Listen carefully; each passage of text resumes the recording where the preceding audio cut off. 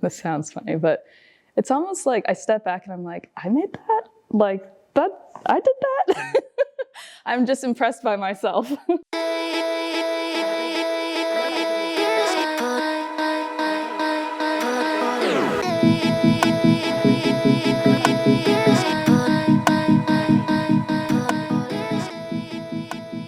My name is Ariane Callender.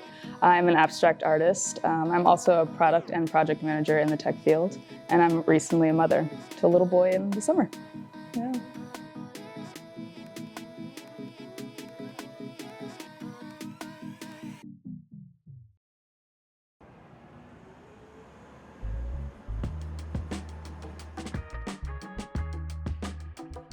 So we are at Taswira in Pioneer Square, my first solo exhibition here in Seattle. There's nine new bodies of work, or new pieces in this body of work, and it's all centered around my transition into motherhood. So this is quite literally my experience on canvas. So I think it's probably true for a lot of artists, but art has allowed me to heal from things that I'm going through, whether it's things that are happening in the world or things that are actually happening to me. So I think motherhood was no different. I had kind of a rough delivery. I had a C-section, and I'm totally fine sharing that, but the recovery from that is it's pretty serious. So I was telling Avery, when we first brought our son home, I obviously could not paint. And I think art, again, is like my way of processing things, and I would just see colors in the room. It was that calling, I think. Just being as soon as you're able to get up and paint, that will be your way of processing this. And what I would do was actually scribble the color palettes that I was seeing in my iPad. I felt like I was hallucinating, or maybe I was still coming off of some of the hospital drugs. But yeah, I would just see these colors, and it was so important for me to capture them because I knew that's what I wanted to paint eventually. So I would just scribble these in Procreate on an iPad, and then later that became this show.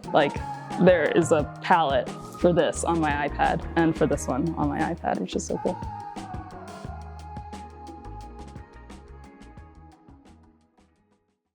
And so this one was actually the first one, Surrender to Chaos.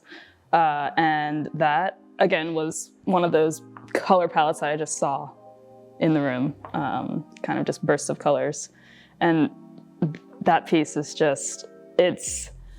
there's so many layers in that piece. There's I think total 16 if I counted correctly. And the composition is so playful, and it's unlike anything else in the work. So it was a great first piece to start with. Like I was saying, I feel like that's probably the wash. It's pretty watered down. I'll dab some, spray it with a spray water, and then with a flat brush, just kind of get those base layers. And I would say the first 8 layers are in that same style, very washed, because I wanted to feel kind of the best examples in Beauty and Splendor, which is behind you, but it's almost like a cloudy, airy feel. I want that sense to come through, especially at the top parts of all my pieces. And then once I feel like there's enough translucent background, then I put I guess I call them the lasting marks, the very heavy, this kind of rhythmic, it almost looks angry textures. And I feel like that's what I start to build the composition. And then once I feel good about the composition, so you probably notice it's mostly on the bottom half. I tend to leave the upper parts of my paintings a little bit open because the bottom's so busy. But once I have the composition, then I go in with those final detail marks. So that's when I take my oil pastels and really scratch and emphasize certain areas. For me, that piece was so better than I was yesterday. It's about an incremental self-improvement or healing process. So every day was just a little bit better than the other day, but the whole thing was pretty rough. And I wanted that roughness to come across. And I almost wanted it, I feel like in being able to feel it, that would resonate with people even more, especially abstract. I mean, the stories and the messaging it's kind of in the eye of the beholder, but to be able to feel it and then read what its meaning is, I think it translates so much more powerfully than anything else. So I was totally game for people feeling it.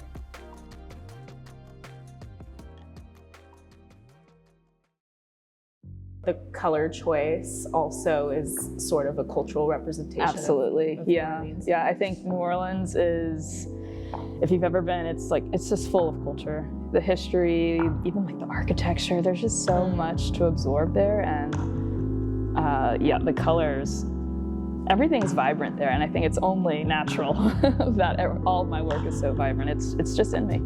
Yeah, it really is. There's like, I've heard so many depictions and yeah, aren't they funny? Thoughts of what your work, could be portraying. Yeah, I love it. In its composition, like everything from gardens to city landscapes, yeah. Other worlds. Yeah, I love it.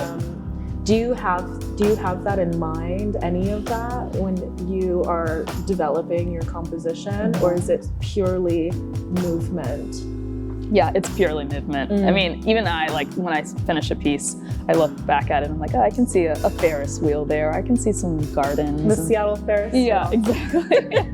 But that's never my intention going into a piece. Yeah. It's very much where I am as a person in that, in that space and time. And it just comes out of me and onto canvas in a very rhythmic motion. I mean, I'm almost dancing in some of these. You are. Yeah.